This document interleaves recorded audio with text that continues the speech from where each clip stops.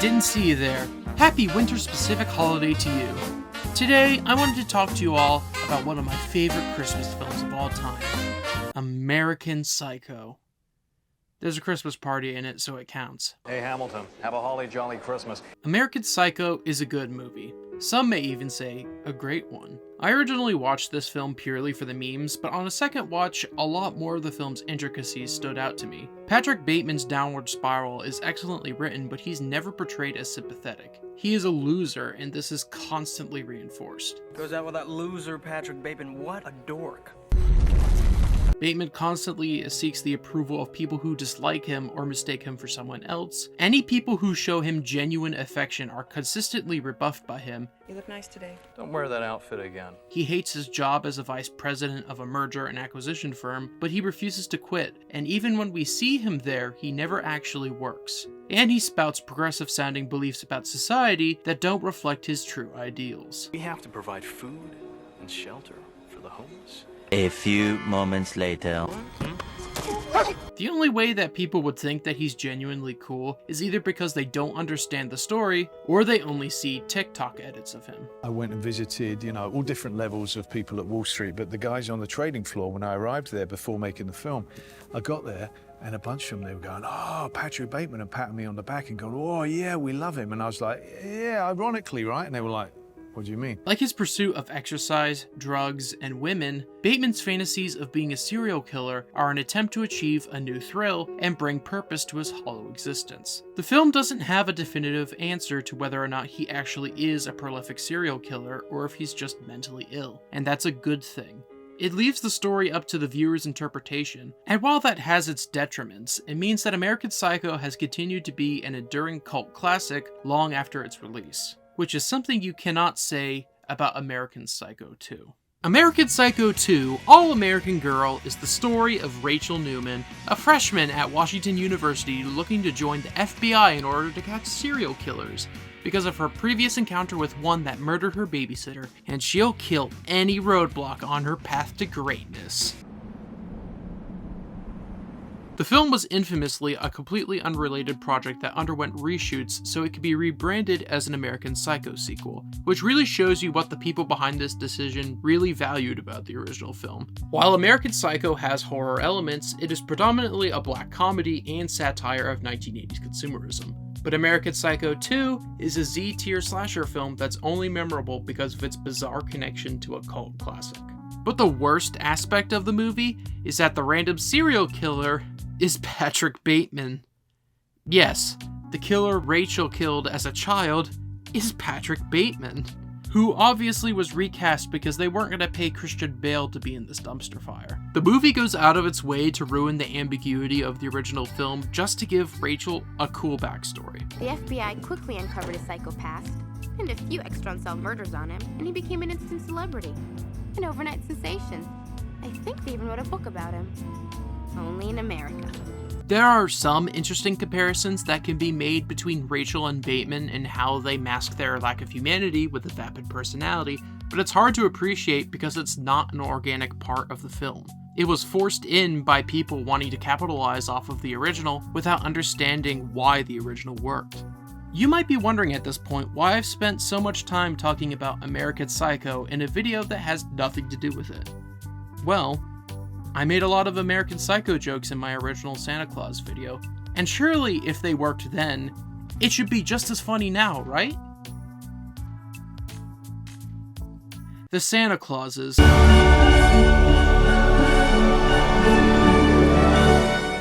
Santa Claus isn't just a good Christmas film, it's also a good movie.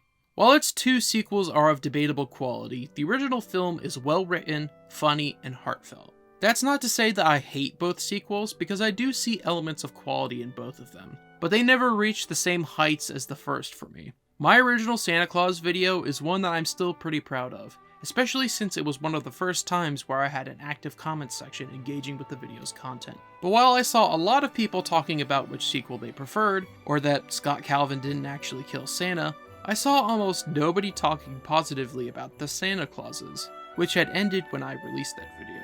I do not remember if I had any reaction to finding out that this show existed, but I don't think I even knew about it coming out until I accidentally stumbled across the season 1 trailer. While part of that is on me, I guess, a surprising amount of it is because of the first season's breakneck production. It was announced in January 2022, was filmed from March to June, and began releasing in November. I know that it's just a limited series and the volume was a big reason why they were able to turn it around so quickly, but you could tell that this production cycle hurt it in some aspects more than others. Tim Allen and Elizabeth Mitchell reprise their roles as Scott and Carol Calvin, and several other lore characters appear, like Charlie and Bernard. The big difference this time is that not only is Tim Allen an executive producer on the show, but the show's creator and showrunner Jack Burdett had previously worked with Allen on the series Last Man Standing. So you could say that this show is effectively Tim Allen's unfiltered vision for the most part, which I don't necessarily mind because I would also want to make sure this was good after the last 2 films. But I won't lie that as a fan of these movies and a Christian, I was at least a little worried about how Allen talked about the show before it came out, although it worked out in the end. But without further ado, it's time to take a look at Season 1. It's been 17 years since the last movie, and between the spirit of Christmas waning and his own home life, Scott has been feeling the weight of being Santa. Since the 3rd movie, Buddy Claus has grown up and prefers to go by Cal. And the Calvins have had a daughter named Sandra, played by Tim Allen's actual daughter. Realizing that being Santa has affected his relationship with his family, Scott decides to retire, and the elves take it pretty well. After Charlie passes on becoming Scott's successor in order to maintain his relationship with his family, and after going through several poor candidates, he eventually chooses Simon Choksey, the head of an Amazon equivalent called Everything Now, to be his replacement. The Calvin family moves back to Chicago because the entire series apparently took place there this whole time. No, Optimus! And while the rest of the Calvins adjust to human life very easily, Scott struggles to find a purpose outside of being Santa. I mean, it's not like he can go back to trafficking cocaine, am I right? The sleighs dropping off the presents, they got cocaine hitting them. Now we got an idea. Make it snow, Santa! Meanwhile, Simon has overhauled the North Pole into a drone-based delivery service under the motto of Christmas every day, and making the holiday this unspecial causes the Christmas spirit to drain even more quickly, to the point that elves are actively disappearing from existence. Scott's friend Noel fails to convince him to return, so head elf Betty gets Bernard to cameo for an episode and convince him to return to the North Pole. In addition to learning about how things are going wrong, Scott learns that he was chosen to become the new Santa by the previous one, and that the Clauses were created to help him. He also learns that his kids have magic from being born at the North Pole, but decides to leave his family behind when he and Noel return in order to confront Simon and are captured immediately. Cal and Sandra use their abilities in order to return to the North Pole with Carol, free Scott, and search for Santa's coat, which hid itself from Simon when Scott originally retired, meaning that he is Santa in name only. When Simon threatens to destroy the coat, his daughter Grace uses a snow globe to show him memories of his late wife in order to convince him to give Scott back the coat. Inspired by this, the Calvins deliver the North Pole's supply of memory snow globes to people to reignite the Christmas spirit within the hearts of those who still believe, with happy memories of past Christmases. Christmas is saved, the elves return, the magic of the North Pole is back to normal, and Scott decides that the best way for him to maintain his relationship with his family is for them to make being Santa a family business. For the most part, I think that the first season is the closest that any Santa Claus sequel has gotten to recapturing the magic of the original, despite some problems I have with it. Surprisingly, those don't include the bad acting or bad CGI, because those are in all of the original films. The main conflict of the show is handled very well. I like that there isn't an evil villain or boomer reasoning behind why the spirit of Christmas is fading. The 21st century is getting worse, and because of that, people are struggling to have faith in something like Christmas. This can't be the whole list.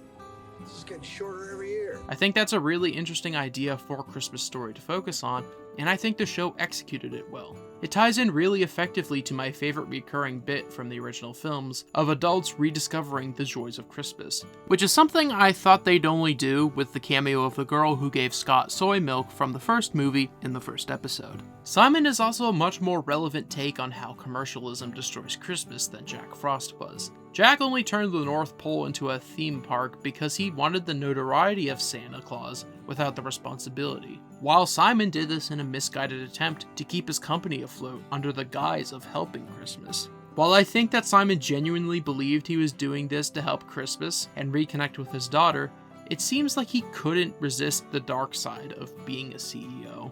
I like a lot of the new elements that they introduced to the North Pole, like the Christmas control room, the Yuleverse, and a lot of the new characters. Betty is probably my favorite new character in the show, and I think it's a shame that she's not really present in it after this season. And while Noel can be annoying with how he's chipper all the time, he still has his moments. I feel he's trapped. Trapped?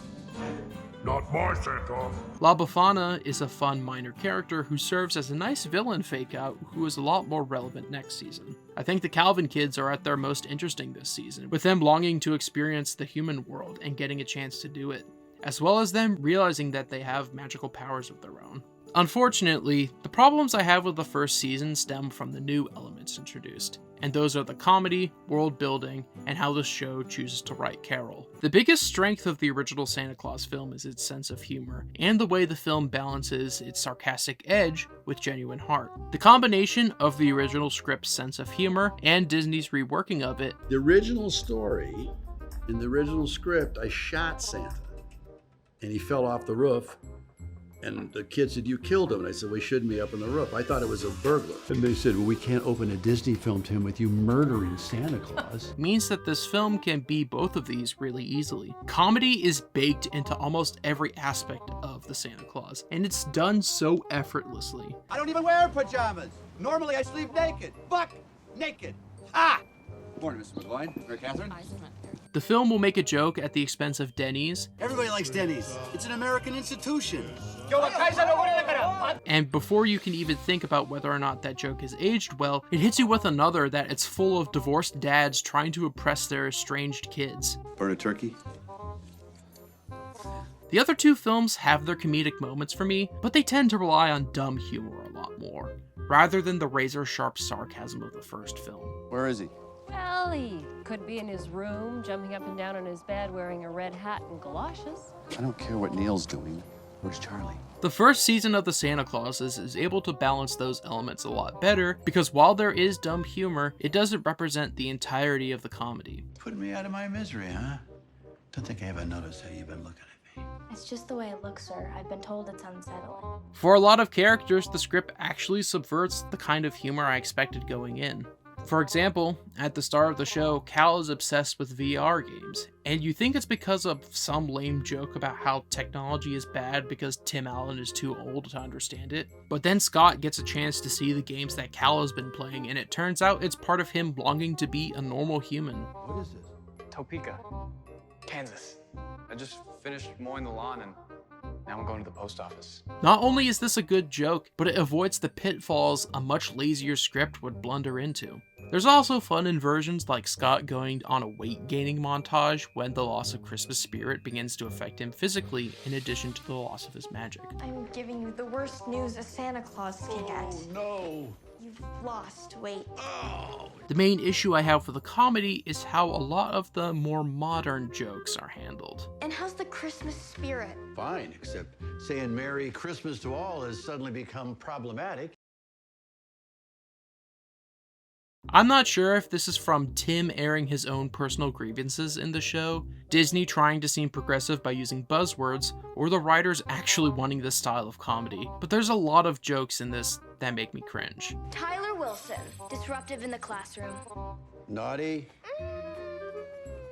Sorry, Santa, but that's classic ADHD. You're killing me here, Edie. I think that a lot of them work in the context of the show, especially with how consistently they write Scott as a character with how he was portrayed in the original films. I think the guy who made fun of psychology for 3 movies would not understand, or choose not to understand, why people prefer to say Happy Holidays instead of Merry Christmas, or why putting a kid with ADHD on the naughty list is probably a bad thing. But they all have the same energy as this joke from Peacemaker Season 2, where I understand that Amelia Harcourt is aggressive and represses her emotions, but saying this I've come to the conclusion you suffer from a particularly severe form of toxic masculinity.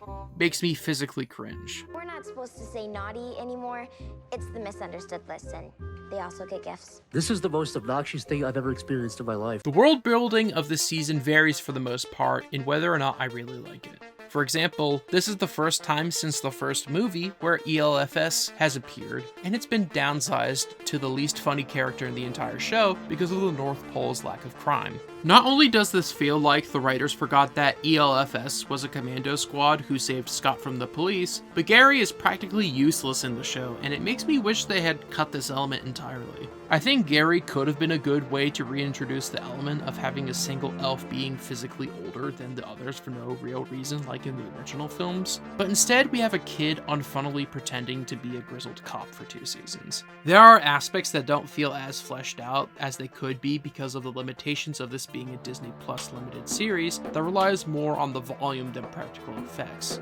While the North Pole still looks as good as it does in the sequels, even including some Easter eggs like the horrifying fireplace from the 3rd film, the scale is considerably less grand. Some new locations especially suffer from this, like the Wobbly Woods where La Befana lives. You'd think that a place named that would be a lot stranger, but instead it's a generic wintry pine forest. But the world building that I have the most mixed thoughts on is how the Santa mythology has changed.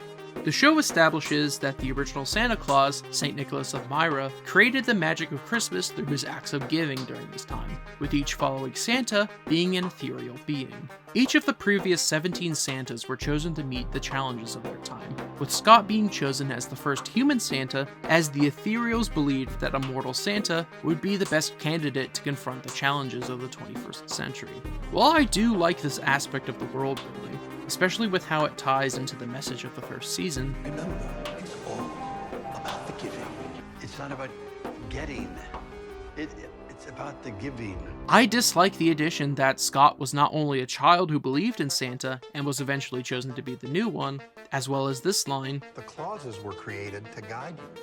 The Santa Claus, the Mrs. Claus, all of them." Because I think this unintentionally diminishes the impact of the original films. While 2 and 3 are generic sequel fodder, the original film does a really good job of exploring how Scott Calvin became a better person through becoming Santa Claus. While Scott is charming, he's also a sarcastic douche who resents the fact that Laura married someone more healthy for her than him after their divorce. It is believable that he is emotionally manipulating Charlie into liking him by becoming Santa to get one over on her because of how he acts earlier in the film and how estranged the two are initially.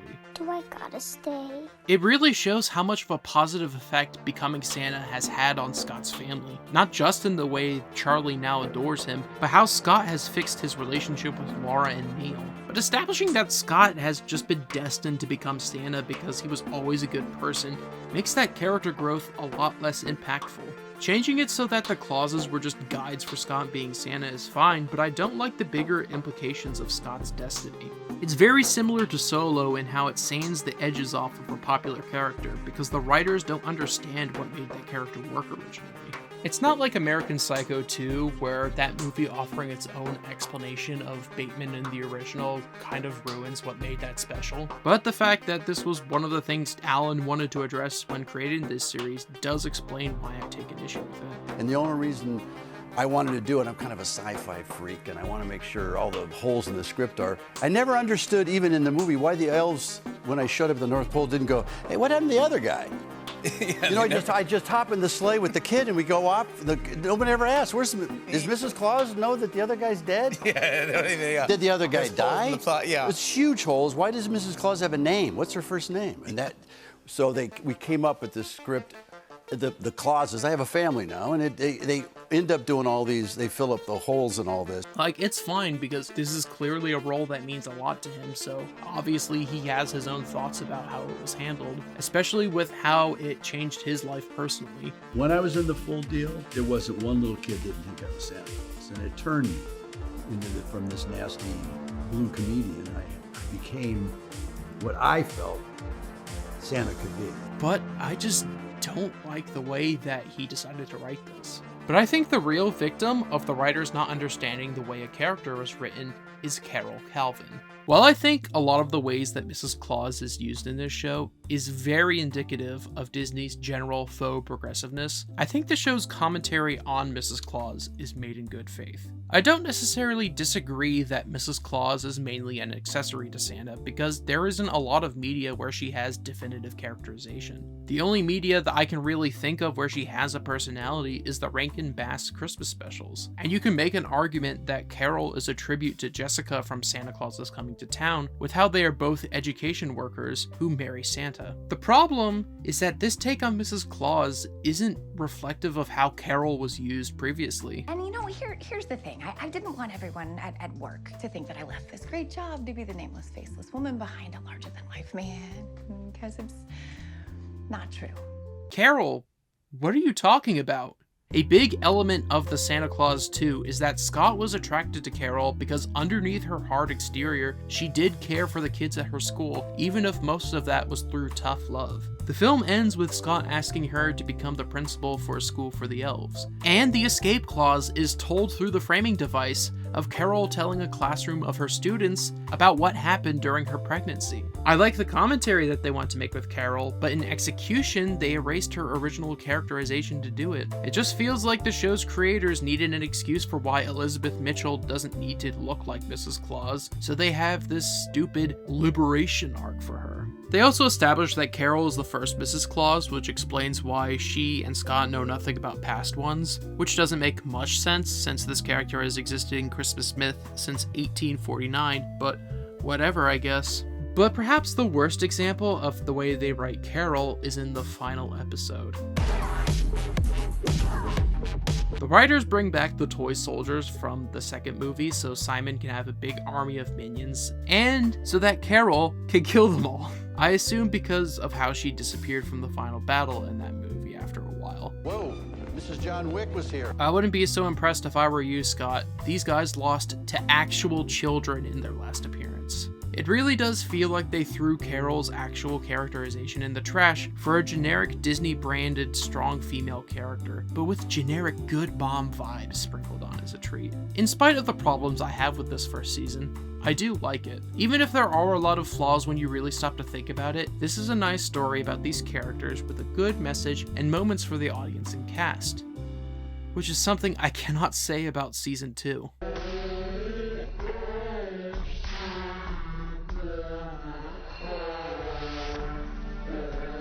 Because of his children's newly awakened magical powers, Scott has decided to train Cal as his successor with a training vest made from part of his Santa robe.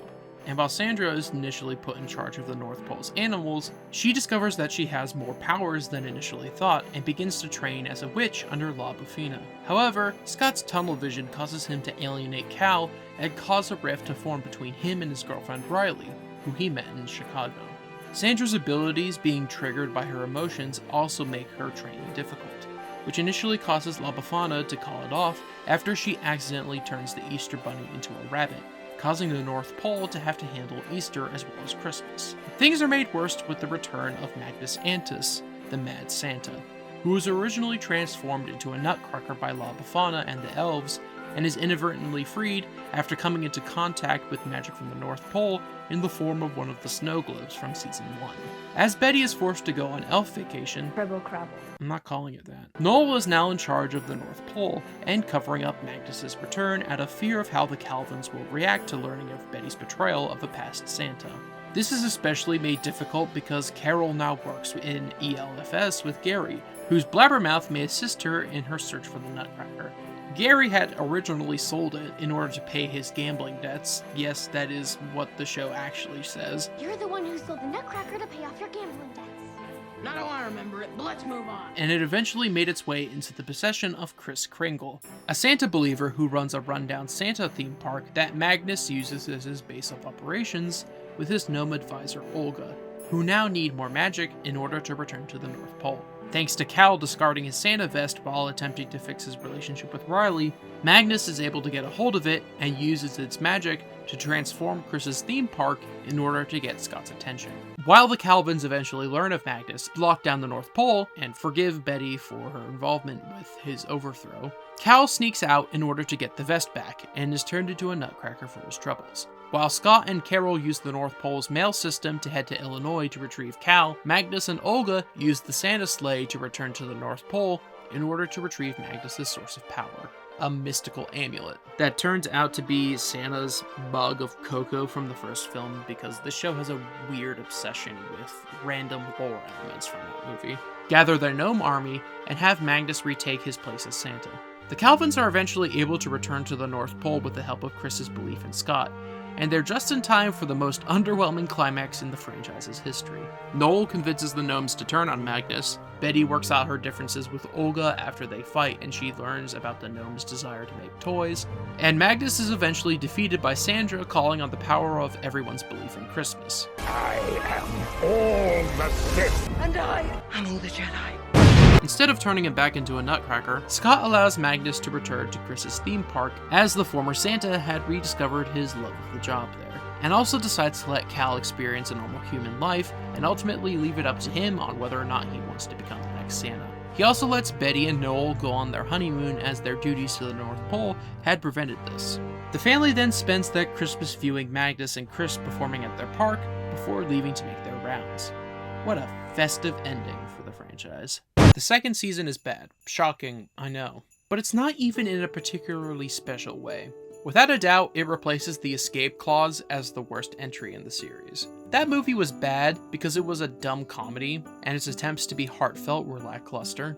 But this season is just a boring kind of bad. It's more in line with what I thought the first season was going to be like, and even its good elements aren't as good as anything in the previous films and season. There's a lot of elements that were set up in the previous season, like Magnus Antis being mentioned in relation to the Christmas spirit waning, and Scott being in a similar mental place. It hasn't been like that since the 14th century. A plague, famine, wars, and Mad Santa. Or gnomes being mentioned with disgust by the elves. Elves don't lie. What do you take us for, gnomes? But this season feels like it was made as an obligation instead of a desire to continue the story. There's a lot going on in this season, and most of it feels half-baked because it tries to handle too much, or is constrained by how it could be used because it's a Disney Plus limited series. A lot of the problems that I initially had with the comedy, world building, and writing have been amplified now thanks to the lower quality of the season. So why not discuss that? This season still has its moments of clever jokes, but most of it has regressed to the same level as the later films. Gary features much more prominently in the season thanks to him being forced to work with Carol, and while he is better written this time around, he's still annoying. art is meant to disrupt. Noel has mellowed out a lot, so he's much easier to follow, especially since his recurring joke has changed from being Santa's best friend to hallucinating that Betty is there thanks to the printout of her face that she left for him. Carol, unfortunately, has now become a helicopter parent thanks to her jealousy of Sandra and La Befana's friendship, meaning that she's become even more generic and bland than she was last season. It feels realistic that Scott would have tunnel vision about Cal being his successor and largely ignores his son's real thoughts on the matter and only focuses on what he says to him in order to not disappoint him, eventually overcoming that to do what's best for him. But for Carol, this feels like a weird direction to take her. I don't mind the takeaway that she gets from her arc this season. A girl may be the teacher from time to time, but a daughter needs her mother forever. But it still feels like something created because the writers don't understand Carol in the original films. But hey, at least you get to see Elizabeth Mitchell as a goth girl, so that's a win for somebody out there.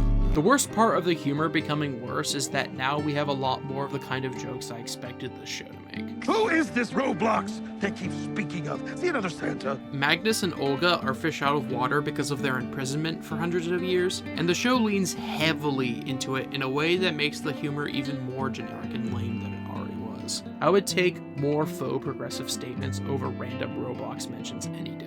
Perhaps the biggest signifier of how lame the humor feels in this show is Gabriel Iglesias as Kris Kringle. You know, the fluffy guy? And for the record, I'm not fat, I'm fluffy. He was also in that big comedy scandal earlier this year. I never watched him as a stand-up comedian, and I don't find him particularly funny. To me, he just seems like a generic comedian who is only ever funny because the writing team is more skilled than he is. He's also retconned to be in this scene from the original, which makes absolutely no sense with how everything is stitched together, but this is a nitpick, honestly. Chris would still be a lame addition regardless of whether or not this made sense. While I liked the first season's world building despite its flaws, Season 2's is bad enough that I question it in a way that I only did as a joke before now. One of the big revelations this season is that La Befana was a legendary figure who helped the elves overthrow Magnus and the gnomes with stolen gear from the other legendary figures. The reason why she isn't one anymore is because of the pre-established rule that legendary figures cannot use their magic on one another. So she resigned in order to turn Magnus into a nutcracker. Before this, I had just assumed that Befana was an original character created for this show. Original magic users in Christmas media isn't exactly a new concept. I decided to spy on you, dressed as a horse. But she actually is a figure in Italian folklore. She's part of the celebration of Epiphany and is on an eternal quest to find the baby Jesus after deciding not to go to him with the wise men, stopping to give gifts to children along the way. I only found this out because I went out of my way to look it up, because even when Chris brings it up, they don't explain it well. Krampus got a shout out where they talk about what he does, and they even featured him in the Yuleverse, but La Befana isn't. Did they just do this to justify wasting her appearance on a lame joke? And it was all the thunder. That's what he said. All men. Uh-huh. Wow. Most of the legendary figures from the original films are noticeably absent, despite the fact that they really should be there. Cupid and Sandman are there to underline their concern over Scott's recent behavior, and it's totally understandable. I'd also be worried if my most famous coworker retired, hired a replacement that almost destroyed the concept of Christmas, and after firing him, decided to train his massively underprepared son to take over the role. The Easter Bunny plays a minor role because he attempts to warn the North Pole about Magnus's return after the Mad Santa fails to recruit him, and he's turned into a bunny, and later a lemon, for his troubles. I don't know why you wouldn't also include Father Time, Mother Nature, and the Tooth Fairy if they were going to recast characters whose actors had died before the series was made. The most confusing part is them refusing to stop Magnus because it feels out of character for them. Sure, they can't interfere directly, but they could just supply the elves with weapons without La Befana having to steal them. These are the same people who dropped everything to help the North Pole get caught up with toy production in the third film, but suddenly can't interfere with Magnus threatening to turn the children of the world into nutcrackers? And the legendary figures don't have any problem with this angry Santa Claus, but they're all over me about Cal? That's what I'm saying, Timothy Allen, but acknowledging it when you still wrote that in doesn't help. But perhaps the most unintentionally funny bit of world building is from this line here. What we know as Santa all began with St. Nicholas, honoring the birth of Jesus. So I know this is just set up for a later joke when the elves freak out about having to do Easter. What do eggs have to do with Jesus? How did Jesus like his eggs? But because of Tim Allen's statements about this show, we know that Jesus is probably a real person and that Christianity is now canon in the Santa Claus universe. But how does this affect the rest of the world? Is Jesus actually still the Son of God, or is he a legendary figure? Is Greek/Roman mythology real because Mother Nature, Father Time, and Cupid are based on figures from it? Are they gods too? Is Krampus actually a demon now? I genuinely want to know what Tim thinks about this, or if he just said it without thinking. But the writing is where this season falls apart for me, because it makes me imagine better scenarios. Sandra becoming a witch is a pretty big focus for her because she's the one who defeats Magnus in the finale. But what is the ultimate resolution for her? Something I thought the season would go for is Cal and Sandra becoming co-Santas. But instead, Cal just has the option to become Santa if he wants to, and Sandra's training gets continued? It feels like a really weak ending. They also abandoned a lot of Sandra's elements from the previous season as well in favor of her witch arc. The friends she made in Chicago and her animal friend Lewis that I didn't mention go completely unmentioned, but we get to have Cal and his girlfriend do stupid couple jokes for 6 episodes. You did awesome, Floofy. Thanks, Floofy. The show also speedruns Cal and Riley getting back together just in time for the Christmas prom in the finale. It comes across like they didn't have the time to give a natural conclusion to that story beat, so it happens off screen. I was worried I'd never see you again, especially since you said you'd never see me again. Yeah, your dad did make a pretty compelling case. Olga and the gnomes were rushed for the most part in this regard as well. The show establishes that Magnus moved Crispus operations to the North Pole after humans attempted to steal their magic when they were in Europe, with him and the elves coexisting with the North's magical inhabitants like witches, fairies, and gnomes. The elves credit the gnomes with feeding into Magnus's negative tendencies, and this leads to a lot of racial tension between the two groups as Magnus goes mad, which eventually leads to their battle. And after that, the gnomes just go into exile, I guess. The ultimate resolution to this in the present is Noel giving the gnomes a speech that makes them turn on Magnus, while Olga's negative tendencies stem from her insecurities about only being able to make practical gifts. What's a printer toner cartridge? And after Betty promises to help her learn how to make toys, she becomes good. Not only does the introduction of the rest of the gnomes in present day feel out of left field, but its resolutions are weak. You'd think that maybe all of the gnomes would begin making presents for adults, but instead we just get Olga learning how to make toys. But a toaster is a great first step. Then again, it probably is a good thing that this conflict is fixed so easily. We used to say that was the only thing separating us from the gnomes, but we're friends now, so it's the only thing separating us from the trolls. I really do not want to see these writers try to handle the topic of colonialism, but the worst part of the writing is Magnus, without a doubt. Conceptually, I like him as a character, and how they use him as the originator of a lot of modern Christmas elements. I was the first Santa to say, ho ho ho, and they're still using it today. I'm madder. Plus, Eric Stonestreet's performance is one of the only good things about this season. But in execution, he is the worst villain in the franchise. Each of the previous villains were good reflections of Scott and added stakes to their stories. Toy Santa showed why being human was a key part of being Santa, and how his literal interpretation of Christmas law made him the way he was. Jack Frost was the Santa who folded immediately under the responsibility of Christmas, and dialed all of the holiday's worst aspects up to 11. And Simon mirrored Scott's tunnel vision and how it negatively affected his family, as well as how his view of the job negatively affected those who worked for him. Magnus is a weak retread of Simon's arc, the only real difference being him rediscovering the magic of Christmas thanks to working for Chris, and him and Olga going their separate ways after their redemptions. I honestly don't even remember if he had a real goal besides becoming Santa again and maybe getting revenge on Betty and the elves. I just assumed that he wanted to do his original plan of turning ungrateful children into nutcrackers in the present day. I genuinely don't remember if he still wants to do that after becoming Santa again. All of these factors lead to a season that results in the Santa Claus franchise ending with a whimper instead of a bang. A truly impressive feat considering that this is the second time that's happened.